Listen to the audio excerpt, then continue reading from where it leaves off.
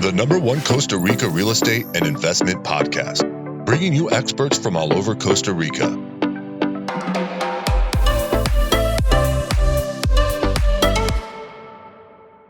Good morning, guys, and welcome to episode 127 of Costa Rica Real Estate and Investments with me, your host, Richard Bexon. I want to say a big thank you to everybody that's reached out to us here. It's actually the number of emails coming in just keep increasing and increasing. So I know that I'll be meeting with some of you, or I've already met with some of you. And actually quite a few projects have come off the podcast as well. Everything from hotels to luxury homes to just doing due diligence on properties for people as well. And a lot of people just asking us for their help, especially when buying land as well, because that can be quite technical, especially when you're looking at soil studies, topography studies, and just making sure that you can do the project that you want to do actually on the property. So remember, you can contact us, info@investingcostarica.com. That's info@investingcostarica.com. Today, we're going to be talking with Tanya Lavrnic. She is of Real Estate Listings in Costa Rica, based in the Southern Pacific.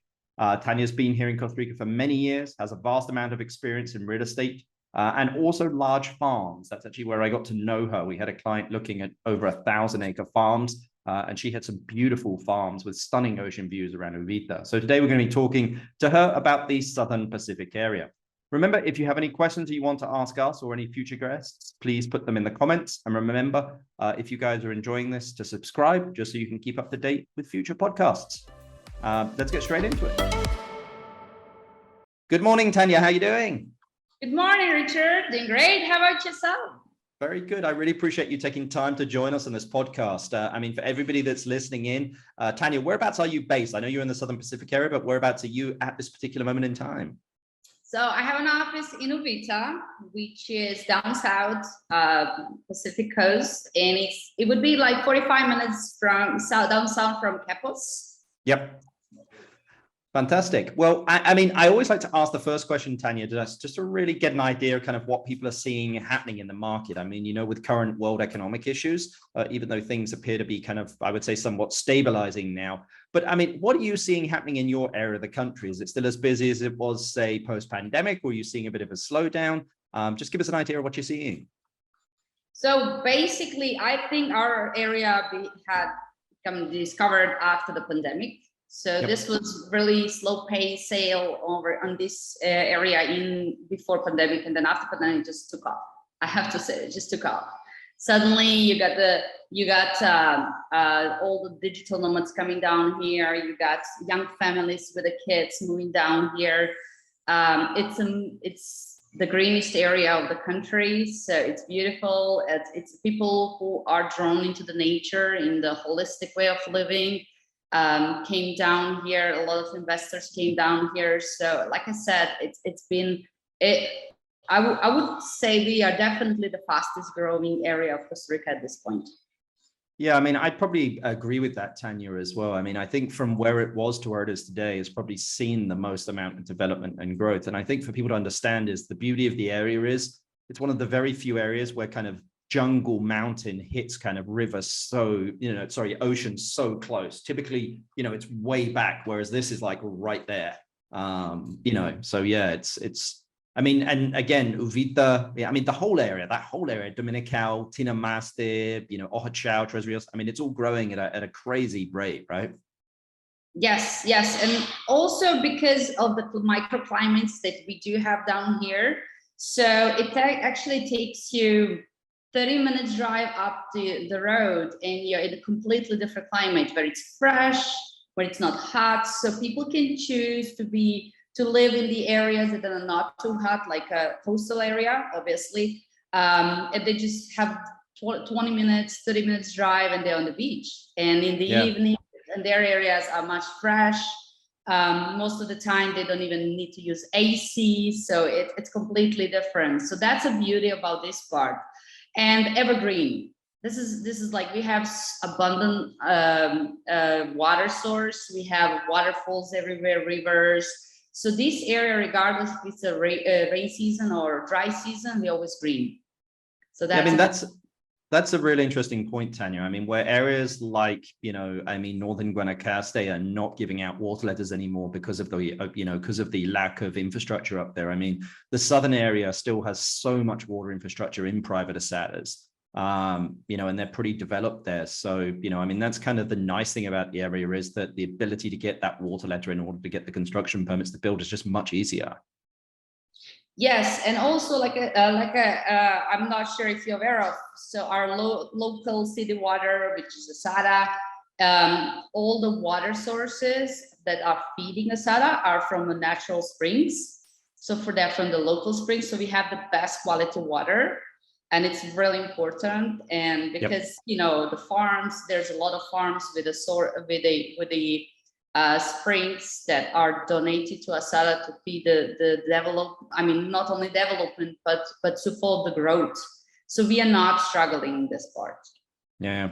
I mean, what advice would be what advice would you give to anyone looking to invest in Costa Rica, would you say, Tanya, just in general?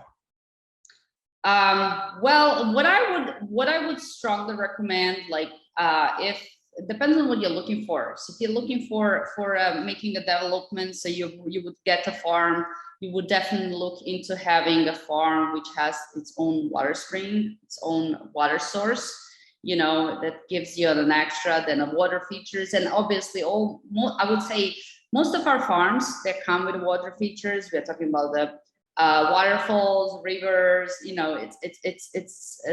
this is the beauty of it. People do come down south, not because of the nightlife, not because of the, we don't have shopping malls, we don't have, different features, but we do have waterfalls on every corner. We do have wildlife. You're woken up at 4 o'clock in the morning by monkeys. So, and obviously we have whales. I don't know if you're familiar. We have twice a year the whale season. This is one of the very rare countries in the world that you actually can sit on the beach and actually see the whale. Literally sit in your bikini, drink your pina colada and see the whales. So where else you can do that? I mean, it truly is a unique part of the country. I mean, I think, because when people think of Costa Rica, a lot of them do think of jungle, not kind of drier savannas or drier tropical, forests that they have in the northern parts. It's kind of more that lush green that you mentioned there, and also the wildlife. So yeah, I mean, I know that area does really kind of hit, all those marks on that. But I mean, let's just talk. I mean, you were mentioning farms there as well, as I know that's a speciality of yours. I mean, why do you think, and I've just seen the growth of people demanding, larger farms. I mean, why do you think that people are looking to invest in farms, but also what should they be aware of when doing that as well? So, it had become a new trend. Before, we really didn't have much of the farm buyers before pandemic. So after the pandemic, we've seen that people had decided to go back to basics. They're looking to buy a farm. They're looking to maybe make a family compound there to grow their own food, to live a sustainable lifestyle, to have their own water source, to have their own electrical source. There's a lot of people either putting the solar or they are putting the hydros. So it's a new trend that people are looking for the way to be very self-sustained. And we didn't have that before. Like I said, farm sale was very slow pre-pandemic, and now this is what their people are looking for. It's not only that, you would have several families together that decide to buy a farm, and then between each other they subdivide the farm, and then they have their families family compounds, so they have their own homes there. So I've seen, and it's not like so pre-pandemic we would have the crowd that was retirees, the baby boomers. Yep. Now we have more like young families. We have a lot of digital nomads, families that work online. So basically this is what they do. They just need a good internet, which we have fantastic internet down south here. We run the fiber optic most of the places, and that's my basic requirement for them. So basically they can work from home, they can work from anywhere, and they prefer raising their kids here, spending the afternoons on the beach with the kids, and there's several private schools that they offer education. There are public schools as well, so it's really a personal preference. But yes, it's been a huge shift from baby boomers to the young families, and what I would recommend with the people when they do go for the farms, definitely, you know, obviously, they have to be aware of what are the environmental restrictions on the farm. So that's one of the things that I always say. You make sure that that the property you're buying, it's buildable, that you are able to develop it. So obviously during the due diligence, your real estate agent should run all the reports as you're aware of. So you know exactly what you're buying. Because as you know, we have a lot of primary forest as well. So a lot of people don't understand that. So, and they find that, you know, a farm which is pure primary forest, they won't allow you to make a development, and then they get surprised. But so those are the things that I'm kind of, I always say those are the part of the due diligence that needs to be thoroughly looked into. So yeah, I mean, I agree. I mean, I had someone the other day who has a large piece of land down in Pavones, which is primary rainforest. And he was like, well, you know, the lawyer said we could put a condominium on it. I'm like, you can't put a condominium on that. It's primary rainforest. Like, I mean, it's funny. It's funny, this country of like usually the rules are great. The rules are very gray here, meaning it's not black and white. They're very flexible. But I mean, you cut down a tree, I mean, they're going to really go after you. And I mean, they'll like, I mean, you could go to prison here for cutting down trees. You know, I mean, that's something that they take really seriously. You know, it's kind of from one extreme to the other. You can kind of, again, rules are guidelines here, you know, laws are guidelines, but trees are not. Yeah, exactly. And I completely agree. I always say the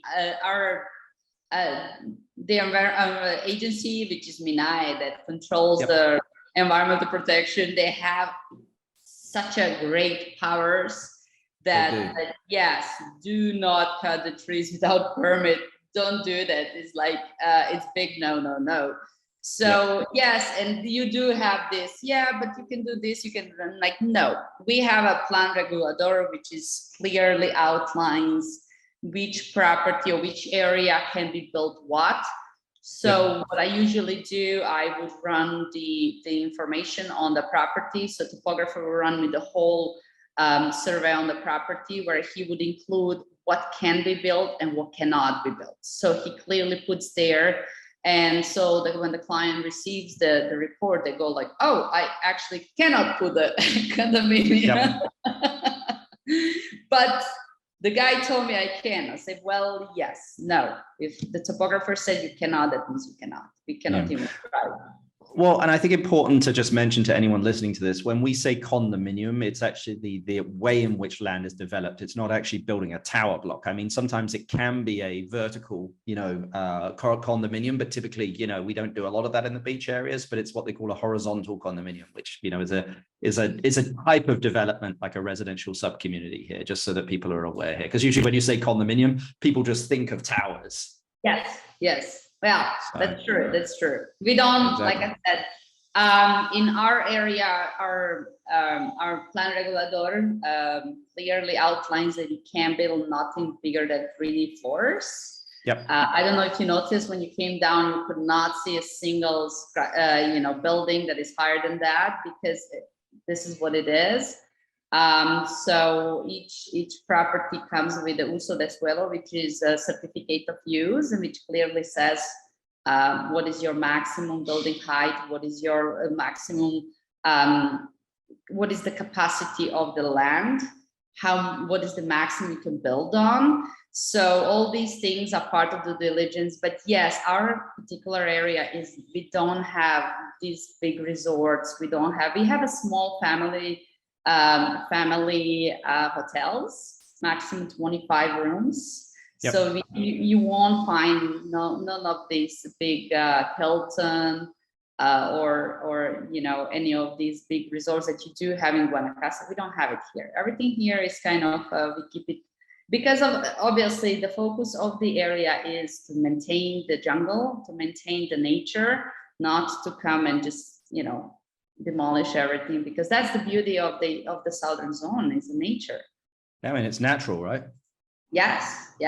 No. And like I said, we do attract a different kind of crowd down here. The party goers, they don't come down here. They come who come and enjoy the view of the monkeys, scarlet macaws on your by your home. So this is something that people really appreciate here. Well, I mean, let's talk a little bit about your area. I mean, what is the hottest areas? And I mean, what are the areas that you think that deliver great value, Tanya? Because sometimes those two things aren't, always together, because sometimes the hottest areas sometimes can be the most expensive, sometimes not. But like, what are the areas that you think are going to be delivering great value, over the coming years? So one of the fastest growing areas right now is Ojochal. Ojochal is further down south. Yes, obviously so you have a Dominical, Uvita, Ojochal. Ojochal was I would say, a sleeping little village for years, and then suddenly it woke up and people realized the beauty of it. So it still has, I would say, price-wise is below Uvita, and so I always tell to the clients, like, your best value for your money would be down south. And and it's just because it's not as discovered yet, it's just upcoming. And that's what you want to look at when you're investing. You want to, you come to Uvita, you see the pricing, and then I show them the pricing down south, and they go like, wow, but I can actually get double amount of land for the same price. I'm like, yes. And that's what you should do when you're investing, right? You should kind of wait and see how long you can stretch a dollar. Yep. Well, I mean, I personally have invested in land in Ojochal. I've bought and developed and resold. We actually have a lot that we're just building the pads on at the moment down there in Ojochal. And I agree. I mean, I think it's kind of, it has more of a residential feel, and it's close to Uvita, and there are supermarkets. And I mean, things are really starting to develop in the area, and I'm always looking at tourism, to indicate real estate, because again, with Uvita, you've got Kura, Oxygen Jungle Villas, you've got some of those higher end boutique hotels, and we're starting to see them happen in Ojochal a bit as well. So, I mean, I really think that, I'm set that Ojochal is going to be a huge destination going forward as well. Yes, I agree. And like I said, many people don't even, like, you go on Ojochal has a beach. It's not like you would be like, there's not too many people on that beach. It's not discovered yet. So it's fantastic, and also offers you many options. Like, if you're into the sport fishing, you can go sport fishing over there. It's fantastic. You have a big Teraba River if you like to fish on the river. So it has so many options. And like I said, on every corner there's a waterfall there, and it's beautiful, green, and yes, it is more residential feel, because initially when Ojochal was created by the person by the developer who actually had this idea that each property should not be lesser than an acre to avoid this overcrowding the place. So that's why you have these really nice properties, acre and a half, 2 acres, 3 acres, where for one home. So you get the privacy, you get the nature, you get everything. So that's why, and yes, it's definitely the place where you would love to raise your family. It's a great community, very diverse community. On the beginning, like years ago, as you know, it was a French Canadian community. They were all snowbirds. They were coming in October until April, and then from April to October was sleeping town. So now it changed. So it became really international, and all people from Europe, from US. So kind of lost that majority that used to be French only, right? Now, but you still have these beautiful French restaurants. You still have these beautiful French bakeries, which we love. And but yes, it had changed completely. It grown. And I would definitely recommend the best value for the money would be there. Okay, great. Well, I mean, let me just jump to the areas, a little bit above Dominical and kind of as opposed between Dominical and Uvita. I mean, Tinamaste, Platanillo, Diamant, like all those areas around there.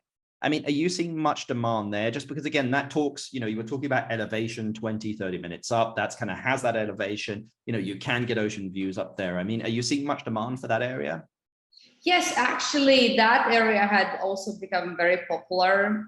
Again, it's because of the microclimate, because it's really not a far drive. It's 20 minutes drive on the paved road up to the hill. You do get some areas, especially the ridges, get the beautiful sunset views because it's facing north. So you do get the sunset views, and you get these cooler temperatures in the evening where you actually, it's really pleasant.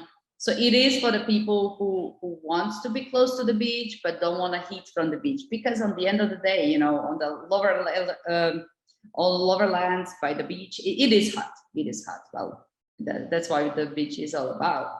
But yes, it is very popular. I would say Platanillo, Tinamaste, those are the area. So the Tinamaste would be on the higher elevation, when it's kind of, I would say, coming into the clouds. Yep. You know what I mean? So it's kind of above the Tinamasis, or the clouds are coming in because it's really high. But below that, Platanillo is ideal.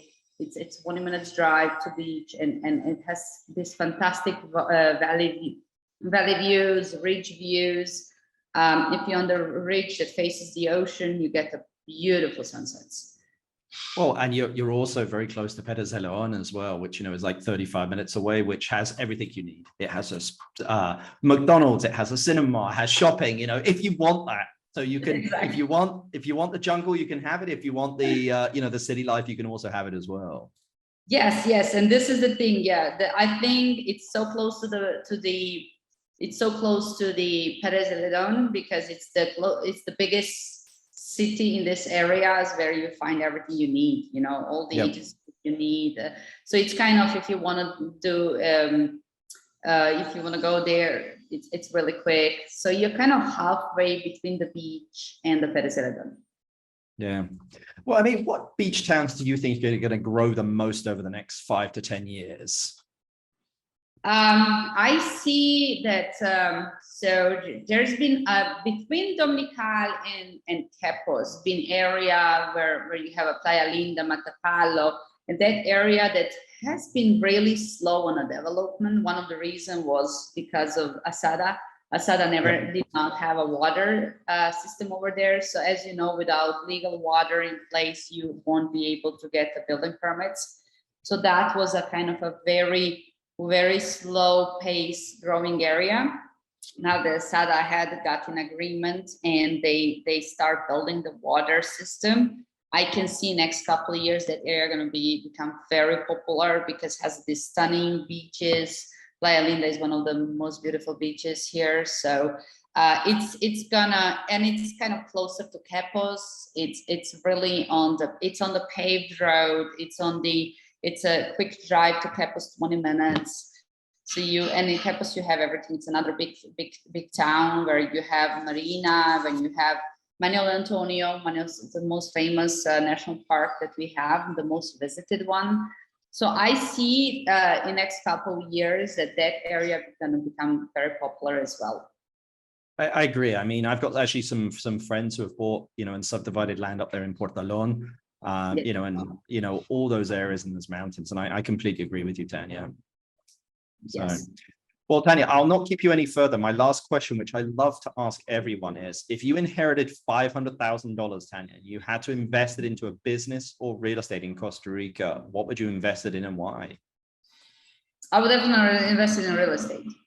Yeah. Anything in particular, though, in real estate? Would you buy a house? Would you buy land? Would you buy a farm? Well, so here, this is my idea. I would, and I'm kind of looking into always investing in the real estate, because I buy properties, land, right? Yep. And then I would build and have rentals. Yep. Because like I said, at this point, with the amount of people that we have drawn down, we are lacking on long-term rentals. So because the area is very touristic, so everybody has Airbnbs, but then you miss out the crowd, which wants to stay here for a year, and they're looking for the fully equipped homes with a good internet that they would like to. A lot of people do come down to Costa Rica and they say, okay, so I'm going to spend a year in Costa Rica to see how it feels, and then I'll make my decisions. I highly recommend always to the people, stay full year, see dry season, see the rain season, because it's completely different ball game, right? Yeah. And then you make your decision. And this is what people do now. A lot of them do come down, they rent for a year to have a feel of if that's something they want to invest in. And that's why I see there's a really huge demand on the long-term rentals. Yeah, I agree. And I mean, they're lacking everywhere. I mean, the prices of long-term rentals, at the moment, is still pretty incredible. They skyrocketed because of the demand. It's just funny enough, because when somebody posts that they have something available, it's gone. It's gone in 2 seconds. Yeah. If you don't reach out to the person right that moment, it's gone. So yeah. it's just incredible. I came in Costa Rica 20 years ago, right? I made my final move and I moved permanently 12 years ago. And I remember 12 years ago, the price of the rental was, and when you look at it now, you go like, whoa, what happened? It's just because years ago when I came, there was very few people. This was a village with 2 supermarkets, 2 bars, and a gas station, right? And we just got a paved road. So it was just like a little sleeping village. And then suddenly you see all this development, tourism. I think what had changed for our area in the pandemic was that we had suddenly drawn a lot of nationals as well, which we never had before. As you know, Costa Ricans from San Jose, they love to run away for a weekend. They love it. And for them, I always said, but they always believe that their border of their country is Manuel Antonio. And I always tell them there's actually further south that is beautiful, but people never made it. So now in pandemic, because the borders being closed, a lot of people explored further south and they fell in love with it. They just suddenly realized that this is beautiful. This is way more beautiful than other areas we've been usually going to. So now the tourism had become not only the tourists that are coming, from US, Canada, and Europe. Suddenly we have domestic tourists that are coming on weekends, and it's more and more, because like I said, it was something new. We never had that before, but it's great, because I do believe that every Costa Rican should explore their country, because I love Costa Rica. I fell in love on the first time when I saw it, and I love this country. This is home for me, and I always say to Ticos, like, you have beautiful country, you should explore every corner of it. But like I said, average Costa Rican that lives and works in San Jose, they prefer either to drive down to Guanacaste or they fly out somewhere else. You know what I mean? Yeah, I mean, I completely agree. And I mean, just that area, it has all the infrastructure that if somebody wants to live there, that they can do as well. And I agree that Costa Ricans they did during the pandemic start to explore their country a little bit more. And it's amazing how many Costa Rican buyers as well bought, all over the country as well. So, well, Tanya, this has been great having you on the podcast. You're a wealth of knowledge. I'll put all your contact details in the description, so anyone that wants to reach out to Tanya can. But Tanya, really appreciate your time and have a great day. Thank you so much, Richard. It was a pleasure being with you, and looking forward. I can answer all your questions, whoever has any. And like I said, this is my southern part is my baby. So fantastic. Have a great day, Tanya. You too. Have a great one. Bye-bye. Bye. Good podcast there with Tanya, guys. As you can see, she has a huge focus on that southern area and also on farms there as well. She's been down there for 20 years, so knows the area very well. So it's been great, kind of getting her feedback and also advice on investing in that area. I know that quite a few of you have actually contacted us, and we've actually helped quite a few of you find land, and also helped you project manage a home and also hotel down there as well. So remember, if you want to contact us, you can info@investingcostarica.com. That's info@investingcostarica.com. If you've liked the podcast, guys, please give us 5 stars, thumbs up. We really appreciate all the feedback. You can reach out to us with any questions that you have. But until the next podcast, guys, we'll speak to you later. Bye. The #1 Costa Rica real estate and investment podcast, bringing you experts from all over Costa Rica.